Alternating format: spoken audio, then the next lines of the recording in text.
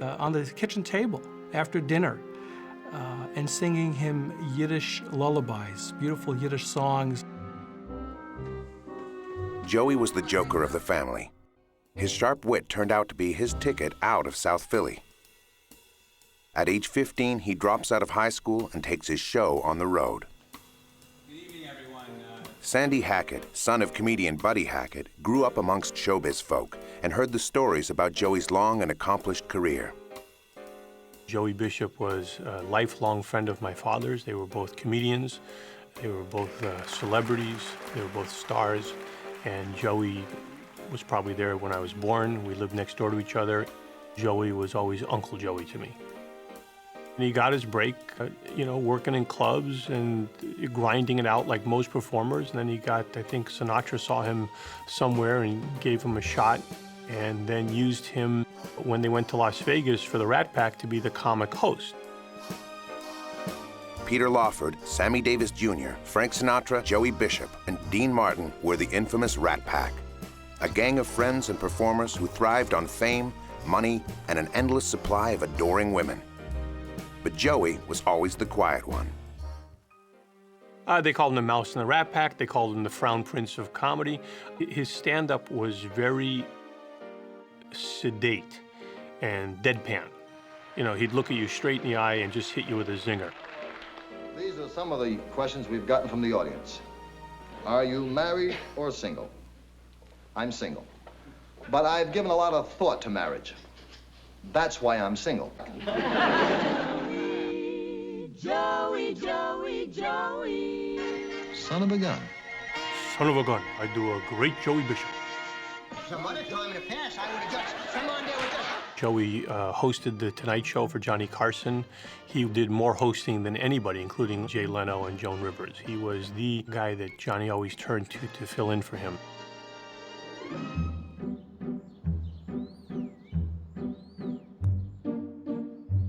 After a TV and stage career lasting 30 years, Joey calls it quits. He has more time to spend on his favorite pastime, golf, which is how he meets a local Orange County girl, Nora Garibaldi, in 1983.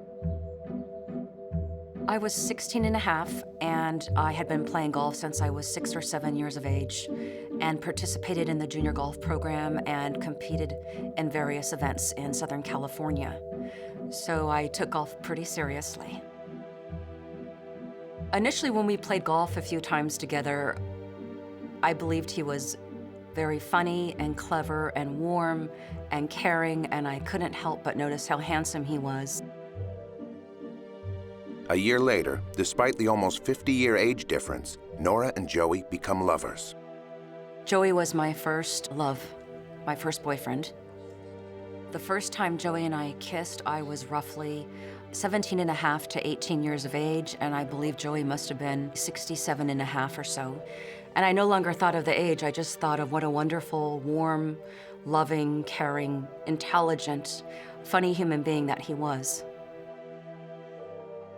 But sensing the scandalous nature of the relationship, they keep it discreet. Well, initially, Joey and I, when it developed into a more intimate relationship, we did share it with some of Joey's closest friends. Those in the know include Buddy Hackett, Joey's longtime friend, and his son, Sandy.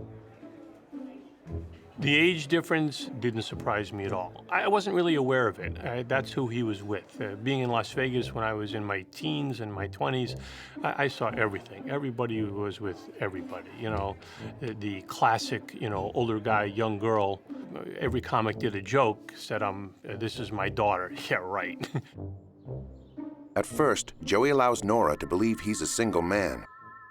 Initially, when I met Joey, he did not wear a wedding ring, and he wore a bar mitzvah ring on his left pinky finger.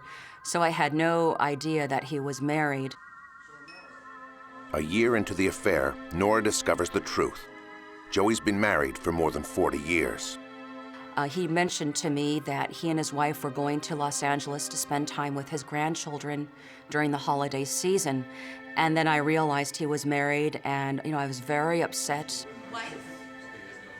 Did you just say wife? Have always tried doing things in a very ethical manner and in a good-hearted fashion. What are you talking about? Because of my age and my youth and my inexperience in a relationship and being so attached to Joey and so attracted to him, I think that's what allowed me to go forward in this relationship. I remember saying to myself I could not possibly imagine a life without him. He meant that much to me. Joey's wife turns a blind eye as the affair continues apace. He would travel to various cities, especially Las Vegas, Nevada, to enjoy a boxing bout. He loved boxing.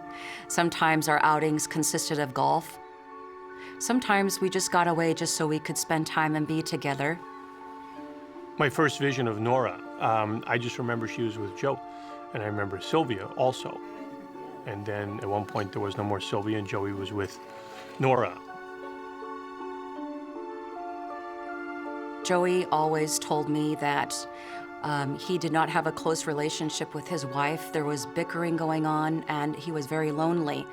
So I think that may have added to me staying in the relationship. Joey seemed a lot happier to have Nora around. Nora doted on Joey. She seemed to take care of him, look after him, you know, always be there, taking care of him, you know, stroking his head, fixing his hair, fixing his collar and stuff like that. Very loving. But neighbors on Lido Isle have a different impression of Joey's marriage. Bruce Hinkle, a local handyman and caretaker, sees evidence of a solid partnership. Joey and Sylvia were always busy doing things. I'd see him out at the store. I'd see him at the local drugstore. They were together quite often. Bob Reno, another Lido Isle resident, has known Joey and Sylvia for over 25 years. Joey was very active. His wife, Sylvia, they would go out to dinner with a lot of people on the island. It was like a couple's night, you know, they would all four to get together. Everything was wonderful.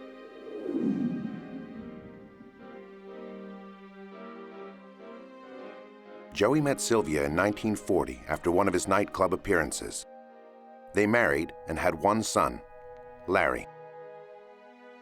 My impression of Joey's relationship with his son Larry is that it wasn't, it was strained. I don't think they got along particularly well. Larry Bishop, a film director, insisted on making his own way in Hollywood. I think, like a lot of sons of famous people, Larry was seeking to be his own identity. You know, instead of allowing his father to help him, he tried to do stuff on his own, and that created a rift. But Joey does manage to maintain a relationship with his two grandsons, Scott and Kirk. I remember Joey introducing me to Scott and Kirk, and Joey had a loving relationship with them, and they would come over during the course of the summertime for a few weeks. And ever since they were born, Joey placed $10,000 into each one of their bank accounts. So his grandchildren, Scott and Kirk, meant the absolute world to him. Nora and Joey have been having an affair for 16 years when Sylvia's health begins to fail. Sometime in the summer of 1999, Joey shared with me that his wife's health was unfortunately declining, and she unfortunately had cancer. And at one point in time, he asked me to please come over to the house and provide groceries and do some of her bedding and laundry. On September 20th, 1999, Sylvia Bishop dies, age 81. A few days later, Sylvia is cremated and Joey spreads her ashes at sea. But some family members are conspicuous by their absence. Unfortunately, Larry was not there, and nor were his grandchildren, which I'm sure Joey would have loved to have his grandchildren present and there for him.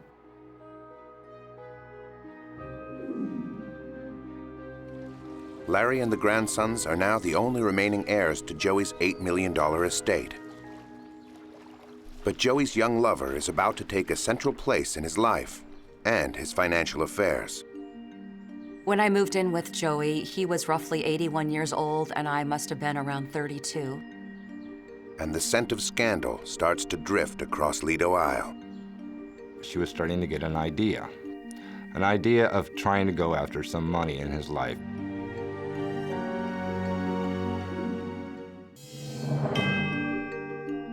Rat Pack comedian Joey Bishop is widowed after a 56-year marriage. The loss is a serious blow to Joey. But he has 32-year-old Nora Garibaldi at his side, the woman he's been having an affair with for 16 years. I was visiting him daily, not living with him quite yet, but visiting him daily after work and spending valuable, nice time with him. We spent time taking beautiful walks outside. Sometimes we would go to his favorite Italian restaurant, which was nearby his home. We would spend time, reading the paper in the morning, doing puzzles, which he loved. He loved doing jumbles and cryptograms and crossword puzzles. I think everything accumulatively led to Joey asking me to please move in with him.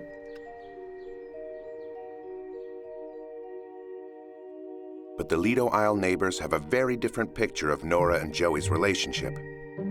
It became known in the Lido Island community that Joey had a live-in assistant after Sylvia's death.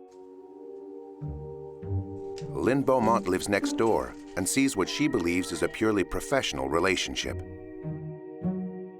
Nora had told me that she was his personal assistant and his secretary, that she did his fan mail and answered letters and sent pictures out to people and took care of his appointments. She told me that she had worked for him for a number of years and that she disclosed to me that she made $500 a week. He didn't speak to her as you would a person that you're in love with or caring about on a personal level. He would just say, "Nora, I'm hungry," and she would get dinner and, I'm on it, sir. "Nora, bring me this," or "Nora, bring me that." It didn't appear in any form other than a business relationship that she was Joey's aide. Whatever the true nature of this relationship, Nora keeps it a secret from almost everyone, including her own parents. I am very close to my mother and father. However, I didn't think they would understand the age difference between us. And I've always been honest and upfront with my parents, but I did not want to hurt their feelings. And then eventually, when I moved in with Joey, I told my mother and father that I was living with a close girlfriend. Sorry, what did you say, Mom?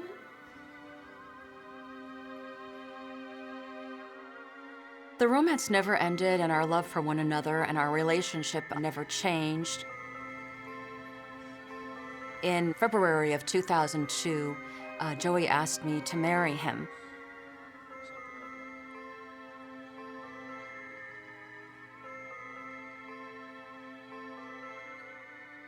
At the time, I was uncertain about the media coverage and, of course, the age difference and what others thought of it.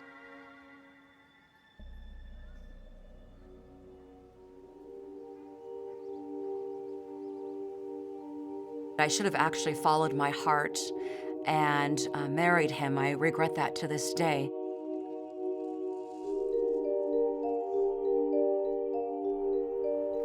It's a decision that will have huge repercussions after Joey's death.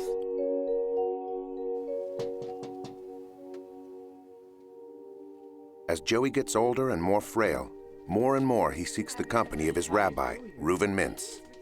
We had a beautiful relationship.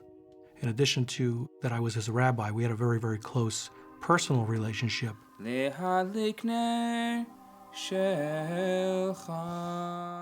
loved the Jewish holidays. Hanukkah was one of his favorite. We went over there together with Joey, kindled his menorah that he kindled every single night of Hanukkah. It was a very joyous occasion. We sang some songs together with him. He sang some songs in Yiddish to us. I knew Rabbi Mintz from visiting Joey.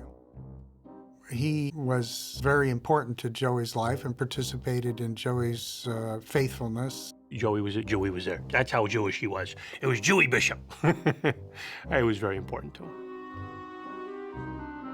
Rabbi Mintz and the children's charity that he represents is uppermost in Joey's mind when he decides to revise his will.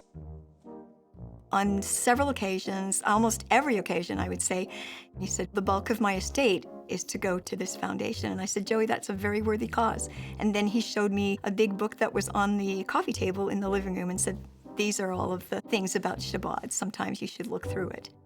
I never did. Joey calls a meeting to rewrite his will.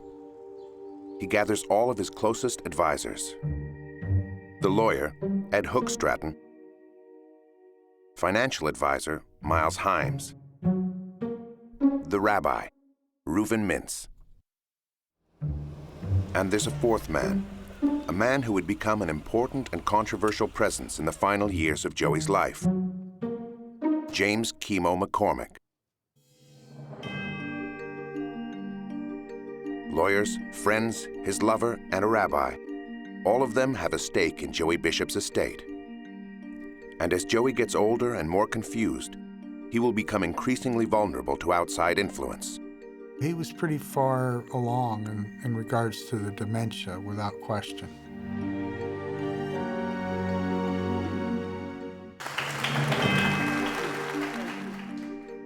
Joey Bishop, a wealthy comedian and former member of Frank Sinatra's Rat Pack, is worth an estimated $8 million. In 2004, age 86, Joey holds a meeting at his home to discuss his will. His longtime entertainment lawyer, Ed Hookstratton, brings another lawyer, Chemo McCormick, who will take the lead in organizing Joey's estate. Ed Hookstratton introduced Chemo McCormick to Joey, stating, Chemo McCormick is a damn fine lawyer and a good friend, and he will be able to accomplish your estate planning. Rabbi Reuven Mintz is also present. I was invited to that meeting on Joey's request. Joey had spoken of the friendship circle, of its creation, of the legacy that he intended, that he desired, that he wished for, that would focus on children with special needs. But Joey is adamant about one thing. Larry is cut out. Joey made it very clear that he did not want to provide any inheritance for his son whatsoever. Rabbi Mintz gathers that Joey has no plans to leave money to Nora or the lawyers. Nothing was going to be going to his caregiver, Garabati, his attorney, Hookstratton, his attorney, McCormick, or his accountant, Himes. The meeting wraps up, and McCormick tells Joey he'll draft up a will. In the following weeks, Nora, Joey, and McCormick start to spend time with each other socially. Joey and I loved James Chemo McCormick very much. He visited regularly. He was very kind and seemed compassionate and caring, took his time in explaining everything, and the more he came to visit us, the more we learned to trust him. August 2004. Joey signs his will, leaving the majority of his $8 million estate to children's charities. His two grandsons will each inherit $1 million. At this point, Joey also decides to leave $100,000 to Nora and $50,000 each to Hookstratton and Himes. But his neighbors believe Joey may be vulnerable and easily influenced. My idea of what dementia is starting to show signs as early as 2002 when he was yelling at some contractors across the street. You know, it was his just demeanor and the manner that he approached them I thought was odd. It wasn't Joey as I've known him. Nora is convinced Joey is of sound mind. In 2004 and early 2005, Joey is very sharp and lucid and well aware of all that is going on in relation to his estate planning. But less than 6 months after signing his will, Joey rethinks. His grandchildren had not visited or made any phone contact with him, and he was very upset. He was struggling. He loved his grandsons, but they did not come to visit, they did not call. Joey cuts his grandsons Scott and Kirk out of his will, and then makes another dramatic change. In the first half of 2005, Joey communicated to Rabbi Reuven Mintz that he no longer considered giving to any children's charities, including the rabbis.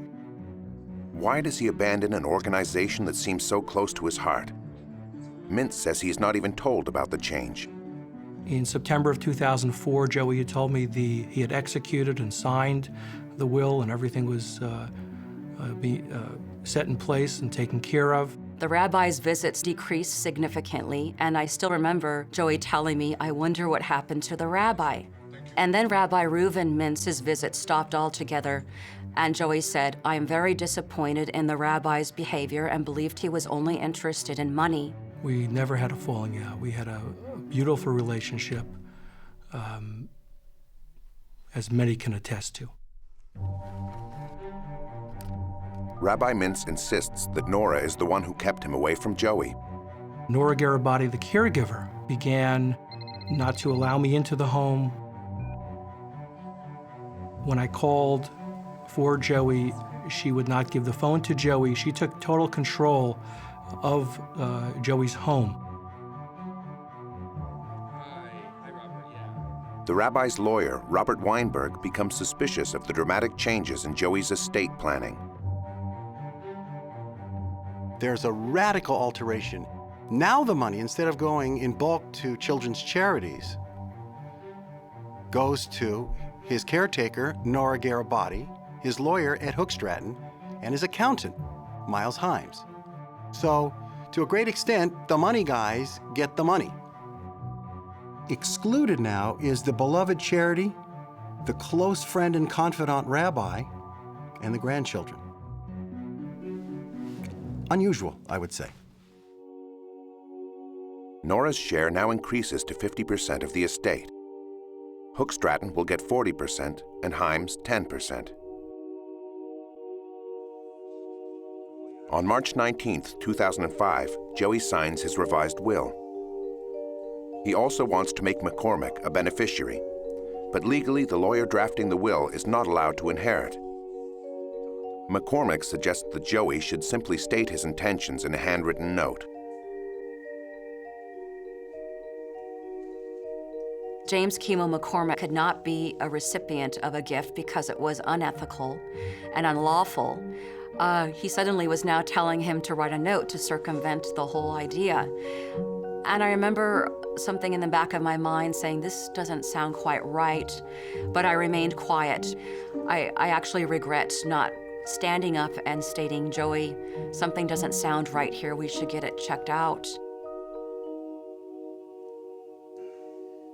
At this point, family friend Sandy Hackett notices a rapid decline in Joey's physical condition.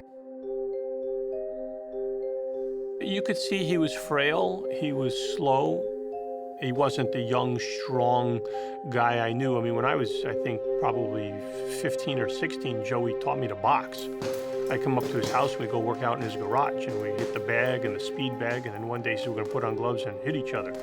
And then he's put his hand out there, and we touched gloves a few times. He goes, now I'm gonna hit you, and he hit me a whack, and I went, I don't want to do this anymore, this isn't fun. But in his mid-80s there, he was not in that kind of health anymore.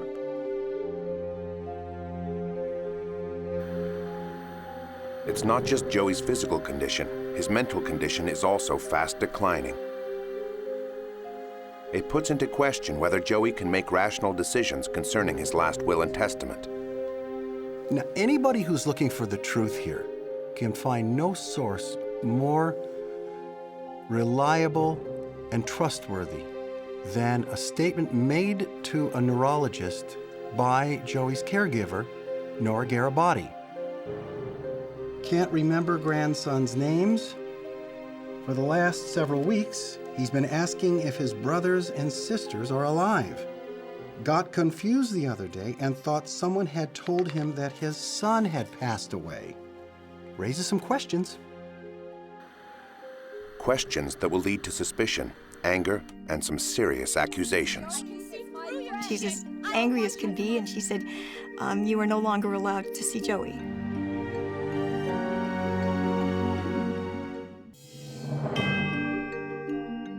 Rat Pack comedian Joey Bishop is 88 years old. and those closest to him are the potential inheritors of his $8 million estate. Neighbors are concerned about his mental health, and in 2006, after suffering a broken ankle, Joey's senility takes a turn for the worse. There would be days where he would know who I was and why I'm there, or there would be days he'd look at me and say, "What are you here for? What are you doing?" and question that. It was an off and on thing, but more off than on. Lynn also believes that Nora is getting increasingly protective of Joey. She said, "You are no longer allowed to see Joey." And I said, "Why?" I'd been such a part of his life all that summer and her life all that summer. And she said, "Joey is becoming too dependent upon you." I did not see Joey again. Nora denied any access, any phone call, any meeting with Joey. I never saw Joey Bishop again, ever. I used to be able to walk right through the gate of Joey's house, like no problem to come on in and see him. But I realized that suddenly one day when I opened up Joey's gate, I couldn't open up Joey's gate. I had to push a button, and when I pushed that button, I would hear Nora's voice. "Nora, it's Bob. Could you let me in, please?" And she would say, "Oh, I'm sorry, you can't come see him right now." And this would happen not one day, but it would happen a day after day after day after day after. July 2007. As Joey's health gets worse, he's having second thoughts about leaving money to Chemo McCormick. I remember within a week of Joey arriving home from the hospital, he asked if his estate planning was in order, and we began discussing how much his attorneys were getting, and he said he did not want them to get this, and something in his mind was saying something isn't right here. Nora says that Joey asks her to fire James McCormick and ensure he does not receive any money from the estate. There were certainly suspicions on Joey's part and a mistrust on his attorneys. Even Joey had me go to our safe deposit box at our local bank and retrieve the note that James Chemo McCormick had instructed Joey to write, which benefited him and his friend Ed Hookstratton. And I did so and brought it home, and Joey tore it up, saying he did not trust them. Joey also wrote notes to my benefit during this time, which related to his wish in giving me the house, monies that we shared in our bedroom, and various assets around the house. You did the right thing. Joey, sensing his death is near, calls for another Orange County rabbi and friend, Bernard King. Joey trusted me, and that was very precious because Joey had learned not to trust very many people. The day before he died, I visited him in the hospital. Joey had an oxygen mask over his face. He said, "Well, I don't want to die, but if I do, will you be there?" And I said, "Joey, I promise you, if I can, I'll be there with you." It was very upsetting, very, very stressful for me. I remember I would stay overnight at the hospital, and all I would do is pay attention to the monitor in his room as far as what his blood pressure was, his vitals, his oxygen level, and that's all I did. Nora decides now is the time to disclose her relationship to her parents. I realized with certainty that Joey's health was declining, and I chose to go visit my mother and father and tell them that I had been in a relationship for over 2 decades that they were unaware of. And I remember my mother and father being very supportive, and of course they were surprised and shocked because they last knew of a golfing relationship sometime in the mid-1980s. On October 17th, 2007, Joey Bishop dies peacefully in bed. He is 89 years old. He was in his own home with familiar settings on the bayfront, which he enjoyed most of his lifetime. Those closest to him were present when he passed away. Myself, Rabbi Bernie King, who presided over him and gave him his last rites.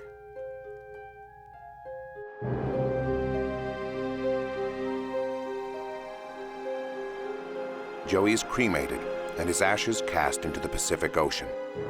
We went out on a private boat, and Joey had been cremated, which is not something you normally do in Jewish tradition. It's kind of strange, but 18 years preceding his death, he told me he wanted me to have his ashes. Actually, I'll show you. I actually have a piece that I keep close to my heart, and I wear this every day of my life.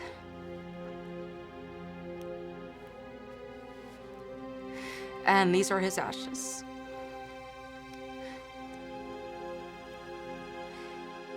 And I remember just watching Nora. You know, she didn't take her eyes off the container there and watched it bobbing in the water.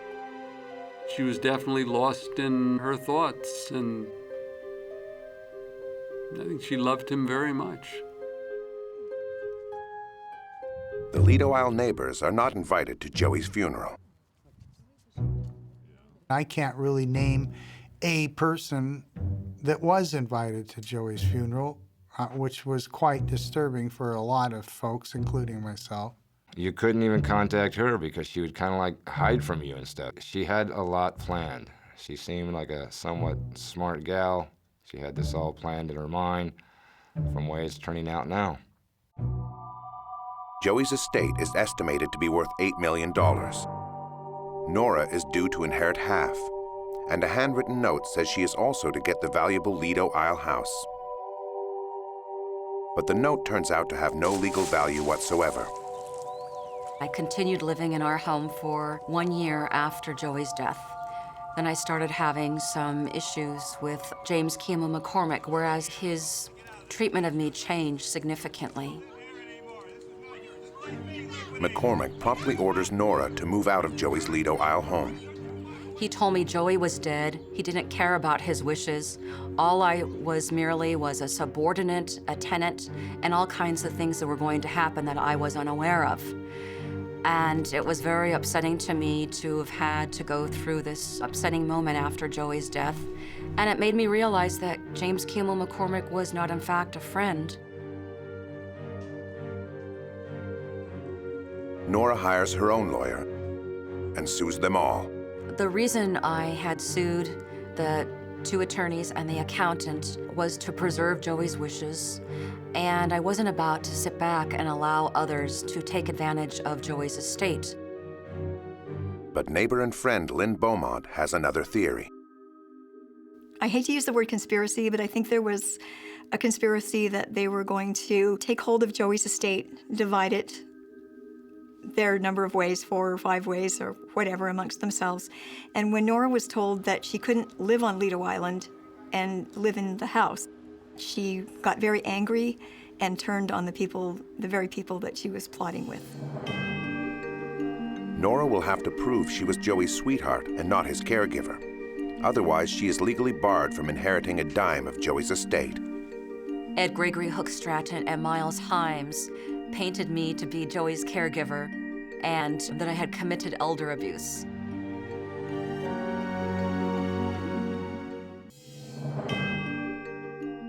Joey Bishop has left half his estate to his girlfriend of 20 years and the other half to his lawyers. But Nora Garibaldi is not satisfied with half. She sues Hookstratton, Himes, and McCormick, alleging that they conspired to manipulate a senile old man and gain personally from the estate. Nora hires experienced litigator Robert A. Julian. Nora Garibaldi requested me to represent her in connection with the losses she suffered as a result of the estate planning for Joey Bishop.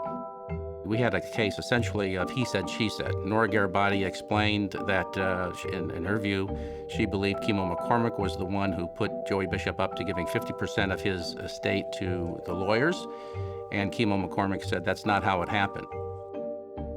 The media gets wind of the court battle, and Nora's claim about her 20-year romance with Joey goes public. Rabbi King is shocked. You know, I first became aware of a romantic relationship between Joey and Nora after he died, when I read it in the newspaper. Prior to that, I knew they had a very close relationship. a very loving relationship, but I had no idea, the depths of that relationship. But this is exactly what Nora has to prove in court. A lover can inherit, but a caregiver cannot. Nora did not describe her relationship with Joey in an intimate manner at all, ever.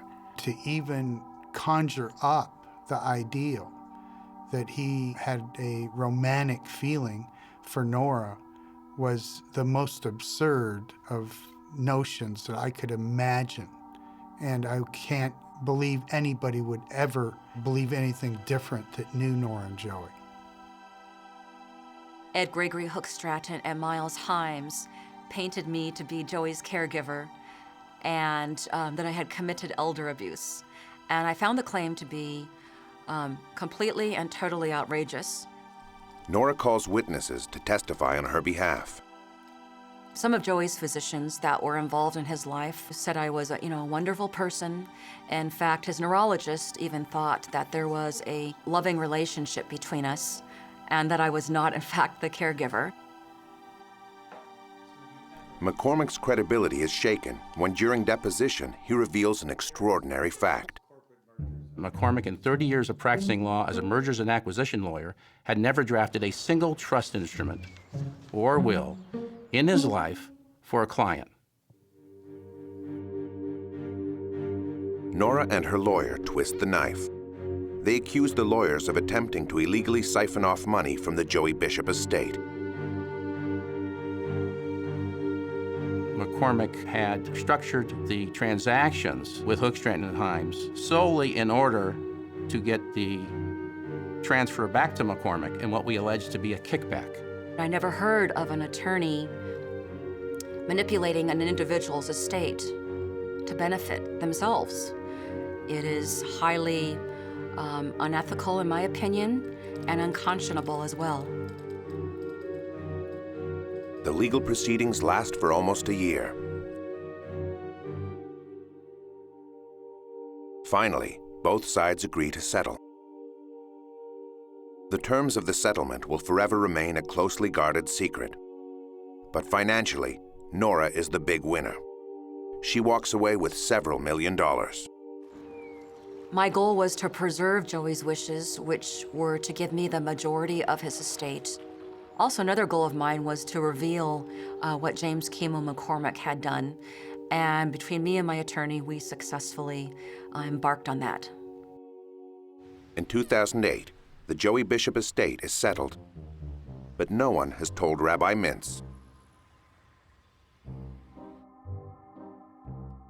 With the Chabad charity completely cut out of Joey's will, Mintz sues Hookstratton, McCormick, Himes, and Nora, accusing them of blocking Joey's final wishes.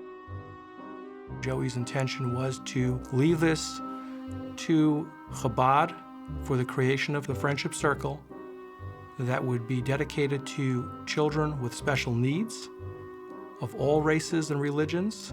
I think the rabbi was a putz. I think he was a ganef. I think he wanted to procure for himself what he wanted instead of procuring for Joey's loved ones what Joey wanted them to have. The rabbi's case is thrown out of court. The wording in Joey's original will was far too vague. You see, I don't believe that Rabbi Mintz knew that the first document did not include Chabad by name. Joey had merely left his money to children's charities in the abstract. Joey's neighbors are dismayed to discover that Nora has won out in court and inherited Joey's millions. It was shocked. People were absolutely shocked. Some people would say, oh, she deserved it. She had to put up with his sickness for all of those years. And the majority of people said, how could this happen? The true motives of those closest to Joey in his final years will remain a mystery. A mystery that provokes strong feelings on all sides. He wanted the Friendship Circle and the children to be taken care of. And this, as far as I'm concerned, is a travesty to his life.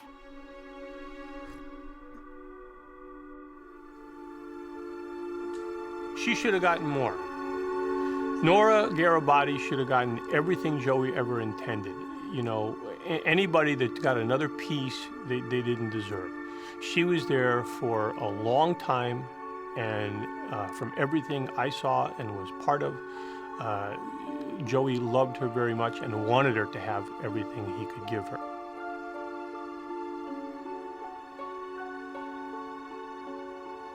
Joey always called me his soulmate and the love of his life, and I always felt the same, and we had a wonderful, beautiful, loving relationship, which in my opinion will last my entire life.